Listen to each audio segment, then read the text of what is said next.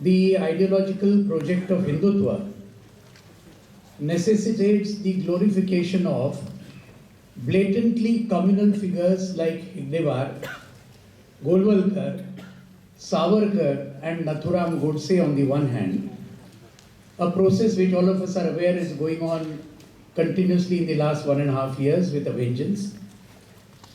And it also requires the indefensible appropriation of secular icons like Shivaji, Dr. Ambedkar, Bhagat Singh, and one more name should be added here, that is Swami Vivekananda.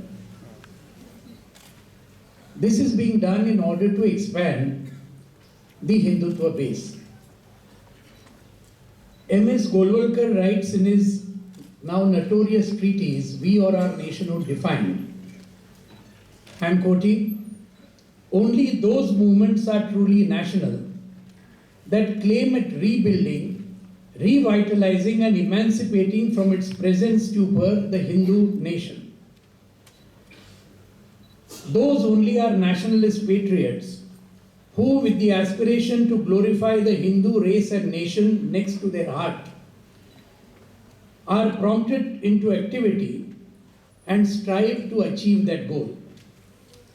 In the end, he writes, and that's an important one, all others, writes Golwalkar, are either traitors and enemies to the national cause, or, to take a charitable view, they are idiots.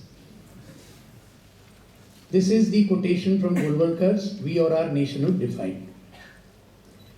The RSS, BJP and their ideological accomplice, the Shiv Sena. Incidentally, you know, the name of the Shiv Sena is itself drawn from Shivaji. They aim to fit the whole of Indian history into this mold.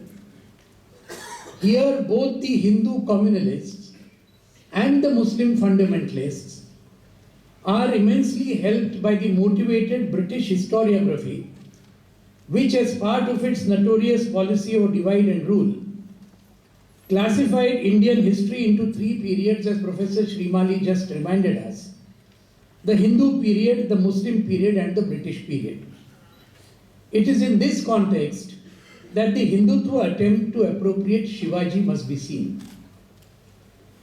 Maharashtra has had over a century-old historical tradition of Hindu revivalism that was expressed through Brahminical historiography and literature, which then spilled over into politics. This tradition includes the deep social conservatism of Lokmanya Tilak, who otherwise was a great nationalist leader and a staunch anti-imperialist fighter. You will remember that it was Tilak who first popularized the 2 festivals of Ganesh Utsav and Shivaji Jayanti, mainly as avenues to mobilize the people against British rule. It was these 2 festivals that were later utilized by the Sangh Parivar and the Shiv Sena for spewing communal hatred. And it is no accident that many of the communal riots that later erupted in Maharashtra were linked precisely to these very 2 festivals. The same revivalist tradition then of course includes the Hindu Mahasabha led by Savarkar and the RSS led by Hegdewar, Golwalkar and Munje, the 3 trinity you can call of the founders of the RSS. The first of whom, Savarkar, was famous for writing that abject mercy petition to the British from the Andaman jail. And the other 3, and all the other RSS cohorts along with them, they scrupulously kept away from the freedom struggle in the 22 years from 1925 with the formation of the RSS until independence in 1947. Therefore, you will see, you will not find a single freedom fighter in the Hindutva stream, even if you take a telescope or a microscope. Along with the Muslim League led by Muhammad Ali Jinnah, the RSS and Hindu Mahasabha were willing accomplices and agents of the divide and rule policy of British imperialism. This revivalist and communal tradition was sharply opposed by another major historical tradition in Maharashtra, and that was the tradition of the powerful social reform movement. This movement was pioneered by the giant radical figure of Mahatma Jyotiba Phule and was then taken forward by another towering champion of the oppressed, Dr. Baba Saheb Ambedkar. It included many others like Savitribai Phule, Shahu Maharaj, and so on. I would like to stress that while it is very correctly stated that Dr. Baba Saheb Ambedkar was the main architect of the Indian Constitution, Dr. Ambedkar has himself written and given interviews at that time saying that this constitution, although it was the best that I could do, it is not what was really in my dreams. And you know the reason. The Constituent Assembly had a Congress majority. And therefore, I think this point should be understood.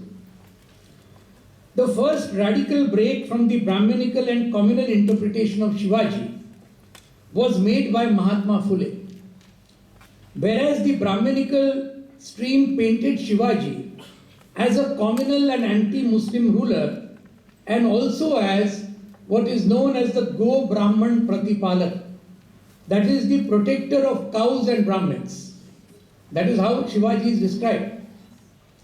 Mahatma Phule described him as Kulwadi Bhushan, and that is the meaning of that is jewel in the crown of the peasant, and as Rayatesa Raja. In Marathi it's called Rayatesa Raja, means king of the peasantry.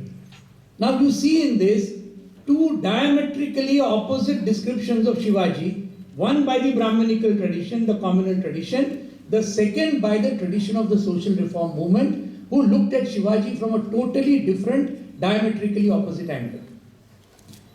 Subsequent objective research by scholars has established beyond doubt the following conclusions about Shivaji. Number one, I'll just talk briefly about 6 conclusions. Number one, although Shivaji lived and ruled in feudal times, there is no doubt about this. Let's not try to paper over that fact. He lived in feudal times. Now, in spite of that, he took definite and consistent steps to rein in the arbitrary actions of feudal sardars or lords in the interests of the common peasantry. An array of instances of this can be given. For lack of time, I cannot go into all those details. Number 2, although Shivaji considered himself a Hindu ruler, and I am stressing this, secularism in the strict modern day sense was non-existent in the 17th century. It could not have been. That's a modern term, secularism. He considered himself a Hindu ruler, no doubt, but at the same time, he fostered goodwill and respect among all religions, and that is precisely why many of his leading generals and even those who helped him escape at the cost of their own lives were from the Muslim community and were also drawn from all the castes in the Hindu hierarchy. This is one point that we should stress. Number 3, this is a very significant and a very important point. In the historically invaluable letter that Shivaji wrote to Aurangzeb, which is an extremely authentic letter, against the imposition of the jizya tax, Shivaji writes, and I quote this, many of you may be aware, but it requires to be quoted. He writes to Aurangzeb, "It has just come to my ears that your treasury has become empty because of the war that you are waging against me. To make up the deficit, you have decided to impose jizya tax on the Hindus. In the Quran, God has been described as Rabbul Almin, Lord of the whole world, and not as Rabbul Musalmin, Lord of Muslims." This is what Shivaji writes to Aurangzeb. Really speaking, Hindus and Muslims are two beautiful creations of that great divine power. A person who harbors religious hatred and who is a religious fanatic will have to be described as one who acts against and flouts the dictates of God. To criticize the paintings of that divine artist is to find fault with the artist himself. To find fault with any of his creations means that you are criticizing the creator himself. Do not do this. Seen from the standpoint of justice, there can be no justification at all of jizya, unquote. This is the letter which clearly brings out Shivaji's view of religion, Shivaji's tolerance, Shivaji's considering of the entire religious question. Now from this one letter, it can be seen what a monstrous historical distortion of Shivaji has been perpetrated by the forces of Hindutva, Brahmanism and communalism. I think this one letter is enough to counter the entire thing about Shivaji, the whole image that has been built up about Shivaji. I think this one letter is enough to counter. Number 4, several historically documented events during Shivaji's reign testify to his exemplary respect and protection to women. This was a most uncommon and a remarkable feature in those feudal times. Number 5, along with Shivaji's struggle against the oppressive central power of Aurangzeb, there were many successful battles that he fought against an array of Hindu Maratha feudal lords, many of whom even refused to recognize him as a Kshatriya, and some of whom even refused to recognize him as a king, even though after he was coronated. Many of these Hindu feudal chieftains were in league with Aurangzeb himself. It is also well known that no Brahmin in Maharashtra came forward to conduct Shivaji's coronation, and because of this, a Brahmin from Banaras, Gaga Bhatt, had to be called to conduct the coronation ceremony. Brahmins do not appear to have enjoyed any special privileges during Shivaji's rule. In the authentic records of that time, nowhere is Shivaji described as a Go Brahman Pratipalan. This has been added by the motivated Brahmin hierarchy later on to appropriate Shivaji, and that's exactly what the RSS, the Shiv Sena and others are doing today. 6th and the last point. In the feudal times of Shivaji, there was no doubt that the caste system was very much dominant. It could not have been otherwise.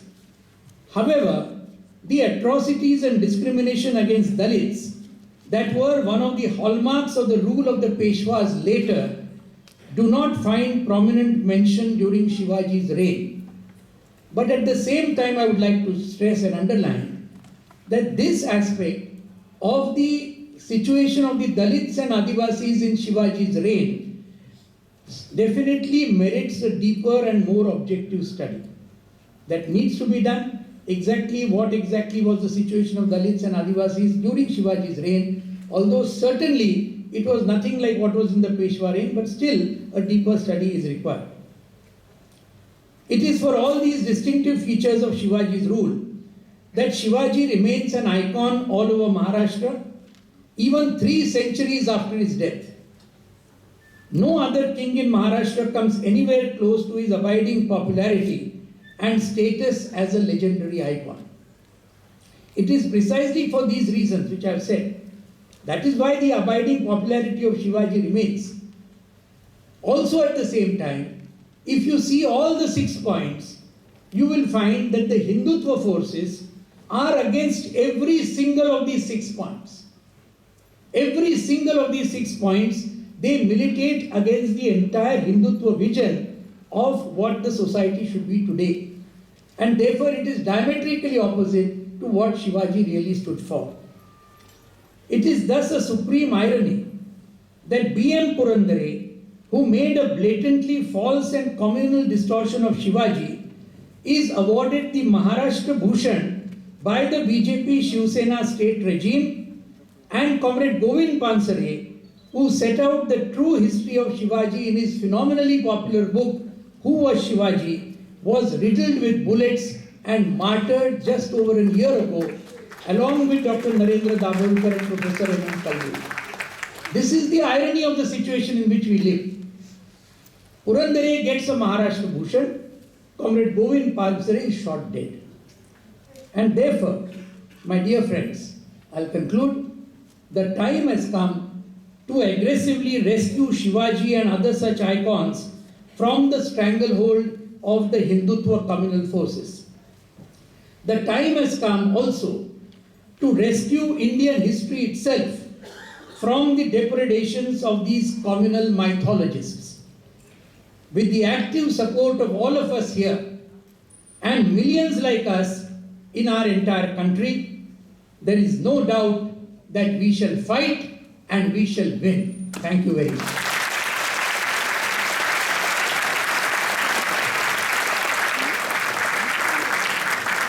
Thank you, Professor. Thank you, Comrade Dhawale.